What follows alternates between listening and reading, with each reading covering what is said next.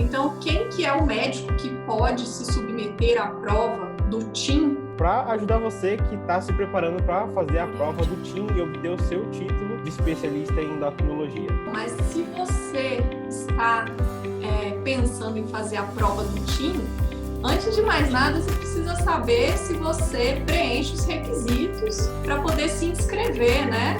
Aí chega a hora em que você tem que começar a se preparar para você realmente ficar apto para executar a prova com excelência e obter o seu título.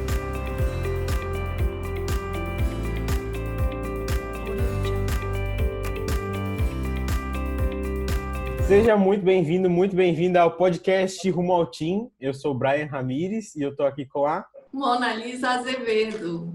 Hoje a gente vai falar sobre não sei por onde começar a estudar, o que eu faço, né? Então, esse tema aí que eu vou aqui estar entrevistando a doutora Monalisa para ajudar você que está se preparando para fazer a prova do TIM e obter o seu título de especialista em endocrinologia. Legal, mas se você está pensando em fazer a prova do TIM, antes de mais nada, você precisa saber se você preenche os requisitos para poder se inscrever, né, Brian? Isso aí. Então, eu acho que essa é uma... antes de mais nada, né, antes de começar, vale a pena a gente lembrar isso, né? Então, quem que é o médico que pode se submeter à prova do TIM, né, a prova do título de especialista em endocrinologia?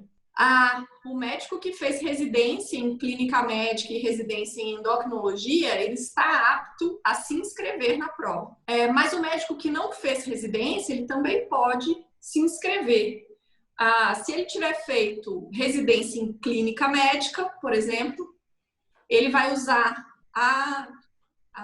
o certificado da residência de clínica para comprovar, né, a parte de formação em clínica médica. E se ele não fez endocrinologia, ele pode cumprir o pré-requisito de comprovar a atuação prática em endocrinologia, né, pelo período de 4 anos, conforme o edital atual, né? E se o médico não fez residência nem em clínica médica, nem em endocrinologia, ele pode usar esse critério da atuação prática em clínica médica também, além do critério de atuação prática em endocrinologia. Então, tendo feito residência ou não, é possível se inscrever para a prova do TIM. Normalmente, né, o médico que não faz residência, ele costuma escolher um outro caminho de formação na especialidade, né? Então, o caminho mais escolhido entre os médicos é frequentar uma pós-graduação em endocrinologia. Então, eu vou fazer um parêntese aqui, tá, Brian? Para poder explicar isso, porque é uma dúvida frequente, inclusive tem gente me perguntando lá no Instagram direto. Essa questão da pós-graduação. Então, é o seguinte, a pós-graduação, ela é útil para a formação de conhecimentos, né? Para o acúmulo de conhecimentos na especialidade. Então, se você não está inserido em um programa de residência, é interessante que você busque uma outra forma, né, de conhecer a endocrinologia, de ser apresentado a especialidade, as doenças endócrinas, etc. No entanto, a pós-graduação, ela é considerada uma formação acadêmica. Então, ela não é considerada uma especialização médica. E, por essa razão, os cursos de pós-graduação, eles não servem como pré-requisito para você fazer a prova. É muito importante que você saiba disso. Porque se você... Então, como eu estava explicando ainda há pouco, tem 2 caminhos, né, de pré-requisitos para você preencher. Se você não preenche o caminho da residência médica, o outro caminho é o da comprovação de atuação prática em no atendimento de pacientes com doenças endócrinas. Esse outro caminho não passa por você comprovar que fez uma pós-graduação. Então, isso significa que é interessante fazer a pós? Sim, é interessante. Ou, se você não for fazer uma pós-graduação, é interessante que você faça, que você tenha uma outra fonte, né, de informações dentro da endocrinologia. Agora, isso não vai servir como pré-requisito para você se inscrever na prova do TIM. Então, tem muita gente me perguntando, mas, Mona Lisa, mas qual pós-graduação que me deixa apto a me inscrever na prova? Então, não tem isso, né? Os cursos de pós-graduação nenhum vai te dar essa oportunidade. O que o edital coloca é que se você frequentou um serviço de residência médica ou um curso de especialização credenciado pela SBEM. Isso por quê? Porque a gente tem os serviços de residência médica que são credenciados pelo MEC, né, e que seguem lá a regulamentação do MEC.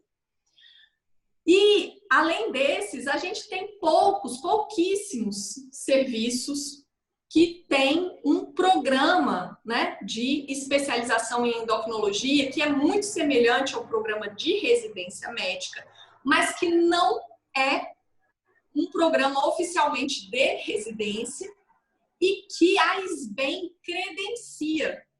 Então, são pouquíssimos, mas não é o que os cursos de pós-graduação oferecem, né? O modelo da pós-graduação é bem diferente desse modelo desses poucos cursos que a SBEM credencia. Então, é importante que você saiba disso, para que você possa se organizar, né? Para que você possa cumprir o pré-requisito necessário, que é o de atuação prática, para que você esteja apto a se inscrever. E aí, um outro ponto super importante paralelo aí é como que você vai se preparar para que, uma vez se submetendo à prova, você possa ser aprovado. Então, essa questão da formação, né, ela vai entrar aí, vai entrar no seu desempenho na prova, mas não vai entrar na sua credencial para se inscrever, né? Então, assim, ao longo dos anos da sua atuação prática, é interessante que você tenha uma formação de conteúdo também, né? Seja por uma pós-graduação ou seja por uma outra alternativa. Então, quais são as opções para o médico que não fez a residência para ele preencher esse requisito e obter essa atuação prática? Seria mais aquela atuação informal, como você disse, ou tem alguma outra maneira? Quais são as opções que ele tem? Na verdade, assim, o edital pede, né, que o candidato ele comprove que ele atua atendendo pacientes com doenças endócrinas. Isso pode ser em um hospital, pode ser em um ambulatório, pode ser uma clínica, enfim.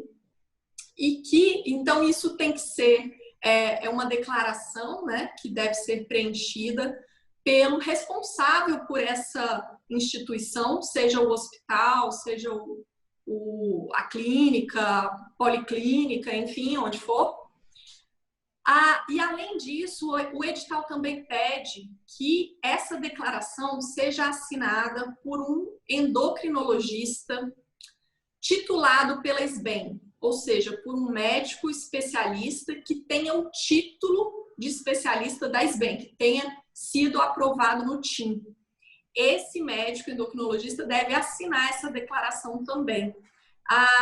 O objetivo é atestar que, de fato, esse candidato ele esteve ao longo do tempo, né, exposto a uma atuação dentro das doenças endócrinas, né? E aí, com isso, então, assim, é necessário comprovar isso, né? É necessário ter o preenchimento dessa declaração com essas informações e essas duas assinaturas. Legal, legal, muito interessante. Então, partindo para a suposição aqui que você já tenha esses pré-requisitos, aí chega a hora em que você tem que começar a se preparar para estudar para a prova, né? Para você realmente ficar apto para executar a prova com excelência e obter o seu título. E nesse momento aí começam a surgir as dúvidas. Meu Deus, onde que eu começo? Por onde eu começo? Será que eu começo respondendo as perguntas das provas passadas? Qual é o melhor jeito de estudar? Como eu devo me organizar? Ou o meu tempo está curto, ou o meu tempo ainda tenho tempo, né? Mas, de qualquer forma, surgem dúvidas quanto ao planejamento de estudo e quais conteúdos estudar. A gente teve um podcast aqui já, o episódio passado, falando sobre os conteúdos especificamente. Se você ainda não ouviu ou não assistiu, vale a pena conferir. Bem como a gente tem um podcast explicando um pouco mais sobre quem é a Mona Lisa e quais são os pré-requisitos, né? Algumas coisas mais minuciosas da SBEM para a prova, né? Então, Mona Lisa, como você começaria a se preparar se você tivesse que fazer a prova hoje, esse ano, a próxima prova, né? Como você começaria a se preparar para a prova? Tá, então assim, vou tentar responder desde o começo, né? Então, assim, a primeira coisa, quanto tempo, né, que eu preciso para me preparar? Olha, a gente não tem uma resposta única para isso, né? Porque a gente tem várias situações possíveis. Então, por exemplo, se é o seu caso, a situação de ter feito, né, um acompanhamento, seja em uma pós-graduação ou em um serviço de endocrinologia, em que você teve uma aquisição de conhecimentos teóricos, né, sobre a especialidade muito boa, então isso facilita a sua preparação, né? Então você vai precisar de menos tempo para se preparar para a prova. Por outro lado, se a sua formação seja em pós-graduação ou no que for, e eu sempre vou falar da pós-graduação porque é a forma mais utilizada pelos médicos, né? Então, assim, quem não faz residência mais frequentemente procura uma pós-graduação. Mas suponhamos que essa sua pós-graduação não tenha te trazido tanto embasamento assim. Daí, nesse caso, você vai precisar de mais tempo para se preparar. Então, é lógico que, assim, tem variáveis aí, né? E outra coisa, às vezes também você pode pensar em querer se inscrever numa prova que está próxima, mas com o objetivo de ter mais experiência, etc. Então, às vezes, a prova vai acontecer daqui a 2, 3 meses e você se inscreve para ela. Então, assim, existem várias situações possíveis. Então, é difícil eu dar uma resposta, olha, você precisa de X tempo, né? Então, isso vai variar caso a caso. Agora, de uma maneira geral, o interessante é que você se planeje com, no mínimo, 6 a 8 meses de antecedência. Então, assim, o ideal é que você se planeje sempre para a prova do outro ano, né? A prova do TIM, ela vem sendo realizada já há vários anos, sempre no mês de maio. Então, se você pensa em fazer a prova, em julho do ano anterior, né? Junho, julho do ano anterior, você já deve ter um planejamento, começar a se planejar, olha, né? Daqui para frente. Então, assim, para que você tenha um bom tempo para se preparar da forma mais adequada. Então, eu considero que, em média, né, de uma maneira geral, é interessante você se programar para a prova do ano que vem. Tipo assim, você ter um prazo aí de até um ano, né, entre 6, 8 meses e um ano, para você se preparar para a prova. Um outro fator que influencia, então, como eu estava dizendo, né, se você... Por exemplo, você vai fazer a prova só para ter experiência. A prova é daqui 2 meses. Então, poxa, esses 2 meses não é para você se preparar para a prova. É você se preparar para se submeter à prova, sem nenhum compromisso, né, de ser aprovado. Então, assim, você pode. Ah, não, você teve uma super preparação, né? Você está você está bem preparado, mas está te faltando um pouquinho aí, um pouco mais de conhecimento. Então, você precisa de poucos meses para chegar lá. Então, como eu falei, é uma visão geral, né? Uma média. Então, como uma condição média, eu acho que é interessante isso. Se preparar para a prova do ano que vem. Legal, legal. E então, já que a gente já sabe isso, agora fica a dúvida. Como você, Mona Lisa, se prepararia para a prova, por exemplo, de 2021, ano que vem? Como você faria se fosse começar hoje a estudar para essa prova? Quais seriam os primeiros passos? Qual seria um norte aí que você seguiria para poder se preparar para a prova? Agora, por exemplo, é um bom momento, né, para começar a se planejar para a prova de 2021, né? Tá bem naquele esquema lá. Então, como que eu faria, né, se fosse eu? Porque eu já fiz essa prova há muitos anos atrás, né? Mas, assim, o que eu acho que é um planejamento ideal, né? Então, vamos lá. Mais uma vez, eu não tenho como falar aqui, fazer uma regrinha para todo mundo, porque as condições são individuais, né? A gente tem, cada contexto é um contexto.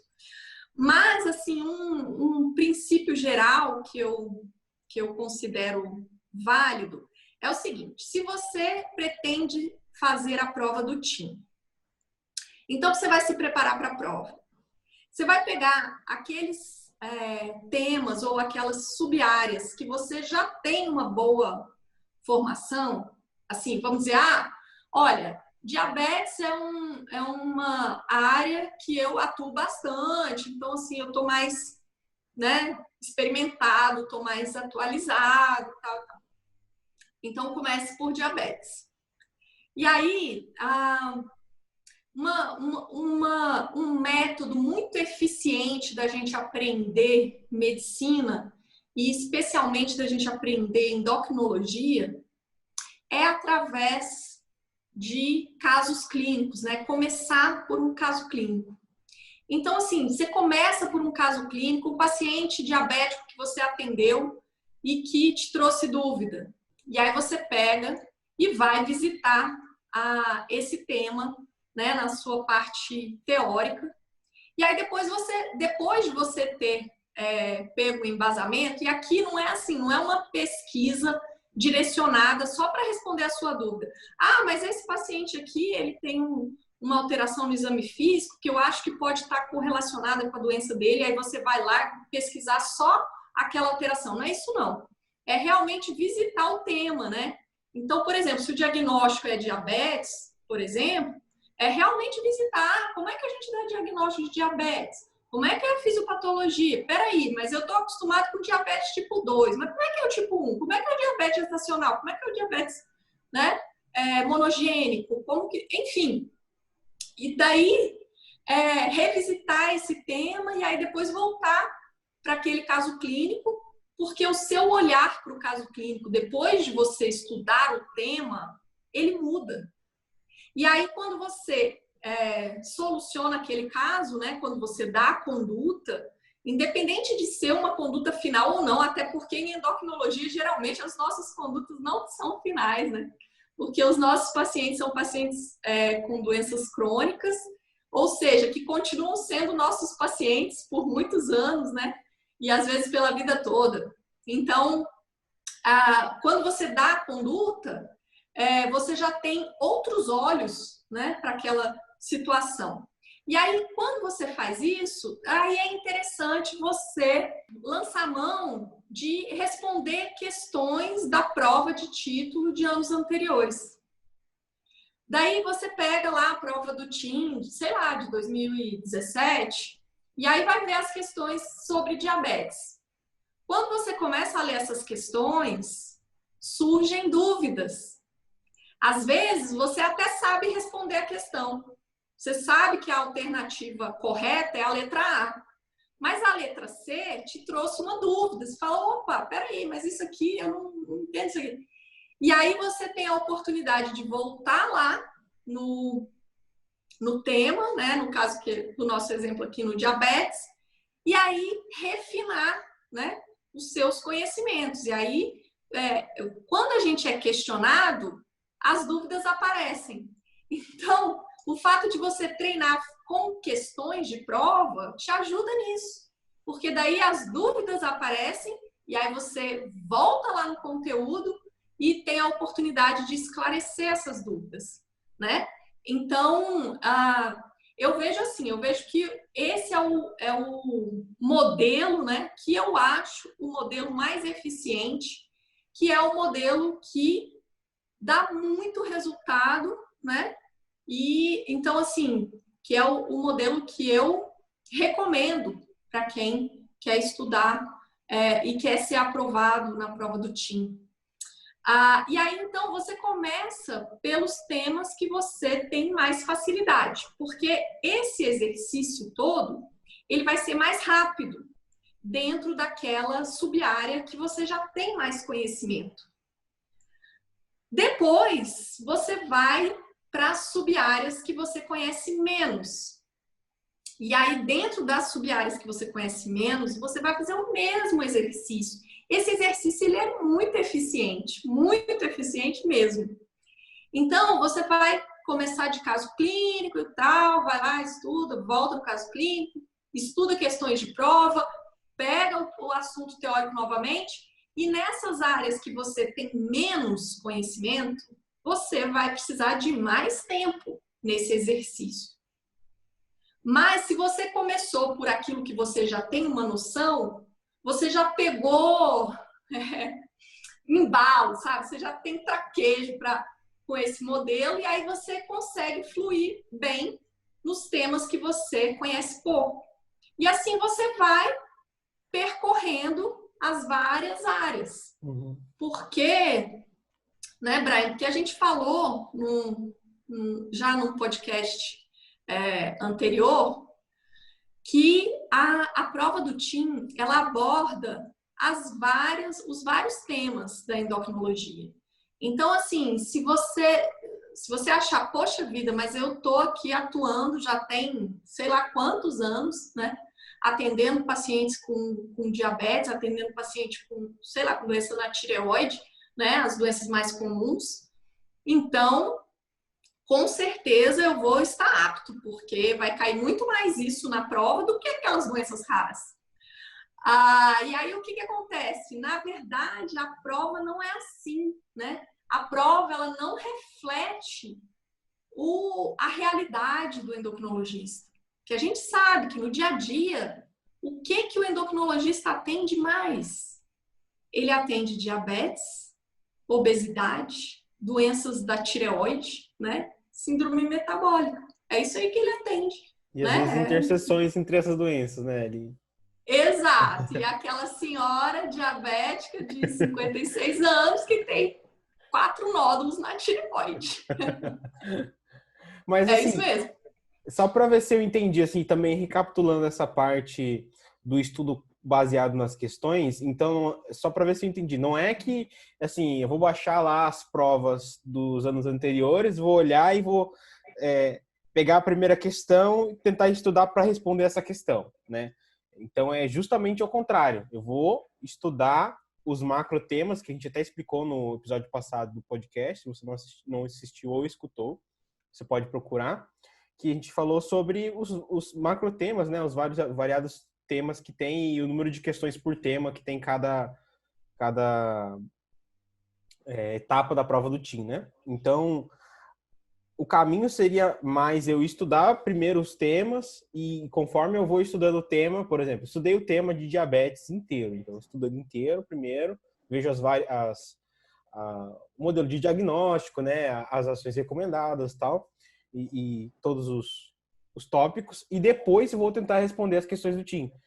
E eu também acredito que isso é muito eficiente porque eu venho de um background de vestibular e tudo mais, e é exatamente assim que é recomendado mesmo, porque, assim, fazendo um paralelo com o vestibular, por exemplo, se eu vou estudar, por exemplo, para um vestibular qualquer lá, baseado nas questões do ano anterior, muito provavelmente as questões desse ano não vão ser exatamente iguais às do ano passado. Então, o que acontece? Se eu for lá na questão e estudar como eu respondo aquela questão, vai acabar que se tiver uma variação nas respostas, ou se tiver uma variação na formulação da questão, ou se for algo relacionado, mas não específico, por exemplo, como a gente estava conversando aqui antes do podcast, se perguntarem numa questão de perguntas de resposta objetiva, como você daria o diagnóstico, ou qual diagnóstico você daria para um determinado caso clínico? Se mudar de uma prova para outra, se for a mesma pergunta, mas mudar os parâmetros, a resposta vai ser diferente. E como você se lembra somente da questão, vai ser muito fácil de você acabar errando na questão, mesmo, de repente, se você tivesse estudado ao contrário, visto primeiro o tema e depois de responder, você saberia responder. Então, realmente tem que tomar muito cuidado com isso, de você procurar na teoria para responder uma questão prática e não ao contrário, porque você fica meio que sem base e engessado para responder somente o tipo de questão, né? E aí acaba que também alguns conhecimentos deixam passar, porque a prova não aborda todo, por exemplo, a prova não aborda todo o conhecimento de diabetes. São alguns temas específicos, né? Então, pode ser que numa outra prova caia outros temas que não caíram na primeira, né? Então, e aí se você estudou só baseado nas questões, você vai ter deixado passar, né? E além disso, assim, quando você vai resolver uma questão, se você já tem um embasamento teórico, daí o seu olhar sobre essa questão é um olhar muito mais completo, muito mais profundo. Tipo assim, você é capaz de analisar cada uma das afirmativas, né, de uma forma muito mais completa.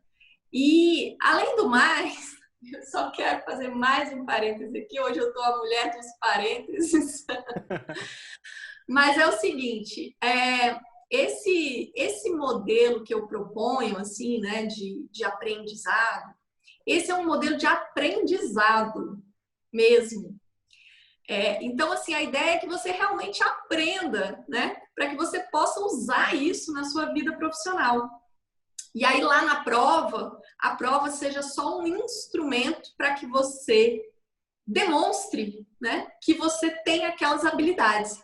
Então, assim, eu considero muito mais inteligente você realmente aprender os temas e aí resolver a prova, do que você ocupar o seu tempo em ficar se treinando para fazer uma prova sem realmente adquirir os conhecimentos, sabe? Que é aquela ideia de queimar etapas, né? Fala assim, não, se eu souber resolver as questões, eu vou passar na prova, eu tenho meu título de especialista e boa. E aí depois, ao longo do tempo, eu vou me virando. Então, assim, esse raciocínio, ele, na minha opinião, ele é pouco inteligente. Então, é uma estratégia muito mais inteligente você realmente aprender e aí simplesmente comprovar isso, né? Na hora que você for fazer a prova. Assim, o título vai ser só uma consequência, né? Então... Exatamente. E aí, assim, o título vai ser só uma consequência, né? Ele vai ser meio que pro forma, vamos dizer assim, só para atestar a sua habilidade. E você vai atuar de uma forma muito mais precisa e de uma maneira muito mais confiante, né? Então, assim, tudo isso faz muita diferença, é outro cenário, né? Então, e existe, né, uma forma de se fazer isso que é perfeitamente viável, possível, sabe? Está ao alcance, né? Mas é necessário realmente, não dá para ser ali, não, só sentadinho no sofá, só na maciota não vai não, né? Você tem que se dedicar, você tem que, né, realmente se preparar e realmente vestir a camisa, né? Mas é um caminho perfeitamente possível e que muitos já passaram por ele, né? A gente tem várias histórias, né, Brian? De médicos de sucesso, hoje endocrinologistas, e que seguiram esse caminho, que não fizeram residência, que cumpriram o outro pré-requisito, prestaram a prova do TIM, foram aprovados e estão aí. Então, assim, é algo realmente palpável, viável, né? Muita gente acredita que é impossível, é um negócio que só passa quem fez residência, e realmente o que a gente tem visto é muito mais pessoas dedicadas a obter o título, né? Independente se tem residência ou não, se fez uma pós-graduação ou não, mas que estão empenhadas em fazer acontecer e conseguem, sabe? Então, realmente é possível. A gente vê corriqueiramente aí vários depoimentos do pessoal que são alunos, né? Que a gente consegue ter acesso. Então, seguindo esse método que a gente está falando aqui para você, né? Então, a gente sabe que esse é um método realmente comprovado. E isso faz toda a diferença, né? Você seguir um método que é comprovado de estudos, né? Às vezes também não funciona você, uma pessoa fala que é para você fazer de um jeito, outra pessoa fala do outro, na sua cabeça você acha que é de um outro, daí você faz uma mistureba e cria um método novo que ninguém nunca usou para você passar, sabe? Então é muito mais seguro e mais assim, mais fácil, mais simples você seguir um método comprovado, né? Alguém que trilhou o caminho que pode te passar um conhecimento assim, uma estratégia mastigada, porque isso vai simplificar a sua maneira de estudo. Então você vai estar estudando sabendo que esse é um método que funciona, não é aquela coisa que você vai começar a estudar com dúvida de que se você vai conseguir, né, ou não, né? Então isso é muito legal, né? Poder ter essa conversa, extrair esse conhecimento da doutora Mona Lisa. Então, e aí, assim, complementando isso que a gente estava falando, né? Porque você me perguntou, Brian, por onde começar, né? Não foi isso? Isso. Então, assim, a gente já falou, né? Por onde começar, como desenhar essa estratégia, mas eu acho que eu preciso também complementar esse mapa mental aí que a gente está fazendo, que a gente está desenhando, dizendo que você também precisa se preparar para a prova propriamente dita, vamos dizer assim, para a parte, né, logística da prova. Então, o por onde começar, a gente já falou. E aí, ao longo do caminho, a gente também já falou, né? Como que você vai evoluindo no estudo e até você cobrir toda a endocrinologia. Mas mais para o final desse processo, é o momento de você atentar para as questões logísticas da prova, quanto tempo você tem para fazer prova, né? Como que é a distribuição, que a prova de questões objetivas é no primeiro dia, que é de casos clínicos é no segundo dia, que a prova é no final de semana, né? O tempo de duração da prova, todos aqueles detalhes logísticos, eles também são importantes. Então, assim, até o dia que você vai pisar lá no local de prova, né? Que você vai sentar lá para fazer a sua prova, faz parte também da preparação, né? Você ter um conhecimento sobre a logística da prova. Porque o aspecto emocional, né, o psicológico ali no dia da prova, ele é muito importante, ele é um fator determinante também de sucesso, né? Então, assim, se você sabe o que te espera, se você tem, né, na sua cabeça direitinho o que vai acontecer, a prova é de manhã ou a prova é de tarde? Enfim, né, coisas desse tipo. Então, isso te ajuda numa organização mental que te traz uma tranquilidade maior para fazer a prova, né? Então, todos os elementos são importantes, e aí eu não podia deixar de falar desse elemento aí que também faz parte, né? Com certeza. Inclusive, eu acho que até vale um episódio só sobre isso, né? Sobre a parte subjetiva da prova, né? Que é essa parte mais psicológica do próprio aluno chegar lá para participar da prova, que é um assunto que a gente até abordou um pouco em outros podcasts, falando que o fato de você estudar essa parte logística e mais burocráticas, digamos assim, da prova, que é o funcionamento da aprovação, por exemplo, já alivia muito a sua tensão. Você saber que as pessoas que estão no seu lado, numa sala fazendo a prova, não são os seus concorrentes. Que não existe um número lá, X de máximo de títulos por ano que a SBEM pode dar. Não. É apenas você contra você mesmo tentando bater os 70% de acerto na prova. Então, esse estresse de concorrência não existe dentro da prova. E você saber disso faz toda a diferença. Porque, com certeza, tem pessoas que nem disso fazem conta, né? Se dão conta disso, né? Então... A gente pode fazer um podcast só sobre a preparação psicológica, né? E o controle emocional. Com certeza. Para a prova do TIM. Eu acho que é uma ótima sugestão, viu, Brian? A gente pode colocar isso na pauta. Beleza. Tem muita coisa para a gente abordar aqui nesse podcast, né, não? Com certeza. Mas esse é um bom tema também, né? Lembrando que esse fator, o fator psicológico, ele é um divisor de águas, né? Então, assim, se a pessoa pode estar super bem preparada. Mas se ela não estiver emocionalmente bem, na hora H, dá errado, né? Aí a gente tem vários aspectos e fatores que interferem nisso. Vamos colocar isso na pauta, vamos sim. Eu até sei algumas histórias que eu presenciei de pessoas assim, exatamente assim. Sabem muito do conteúdo de uma prova, estão estudando muito com afinco e tal, parece que vai dar tudo certo e chega na hora não consegue executar, não sai do jeito que eu queria, não, por conta do controle emocional mesmo, né? Então, eu acho que com certeza é uma pauta muito válida e a gente fica aí, cenas dos próximos capítulos deste podcast, né? Legal. Então é isso. Tem mais alguma coisa, Mona Lisa? Não, eu acho que assim, eu fiquei pensando, Brian, porque você me perguntou isso, e aí eu pensei, gente, essa é uma pergunta importante mesmo, que é assim, será que eu devo começar a estudar resolvendo questões de prova do TIM de anos anteriores? Então, assim, a gente falou muito disso aqui, né? Mas, assim, eu quero reforçar essa ideia de que começar por questões de prova, no meu modo de entender, né?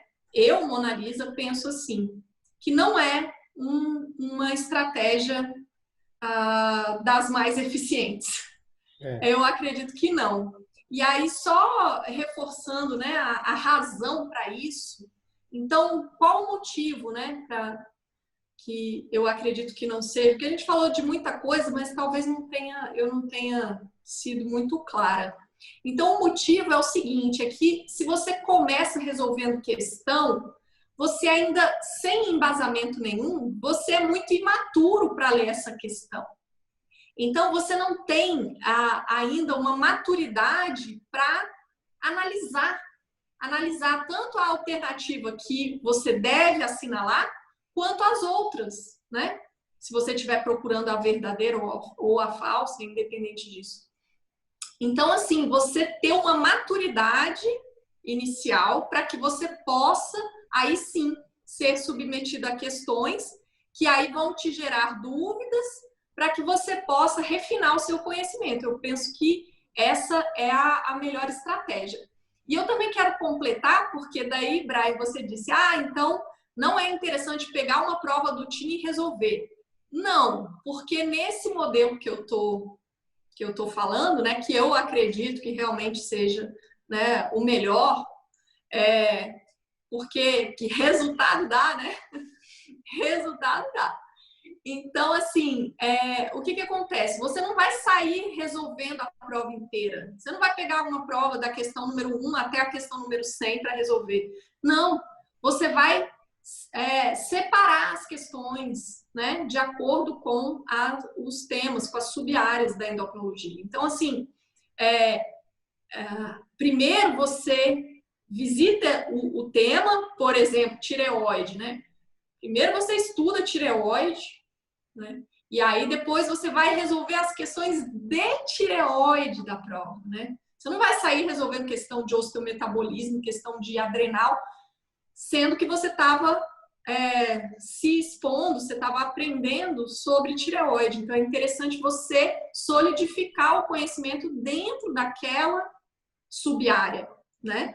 Para depois você passar para outra. É tipo assim, abre uma gavetinha, enche ela de coisinhas, fecha essa gavetinha para depois abrir a gaveta da endocrinologia pediátrica, por exemplo, né? Você vai construindo sucessivamente. Então, eu acho que, assim, eu acredito que nessa nossa conversa aqui, Brian, deu para responder direitinho por onde começar e também o caminho para seguir, né? Deu uma boa esclarecida também, eu acredito, pro pessoal que está ouvindo na questão desse caminho, né?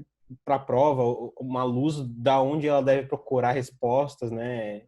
Qual caminho deve seguir, porque eu acredito que tem muita gente que, tipo assim, tem o objetivo de fazer a prova, mas não tem ainda muito claro qual estratégia vai usar, né? Quais são esses detalhes mais técnicos, mais logísticos também, né? Essa questão que a gente acabou conversando aqui hoje no podcast. Legal, legal. Muito bom. Então é isso. Acho que a gente fica por aqui, aguardando cenas dos próximos capítulos para os próximos podcasts e eu te vejo no próximo podcast. Eu sou a Monalisa Azevedo. E eu sou o Brian Ramis.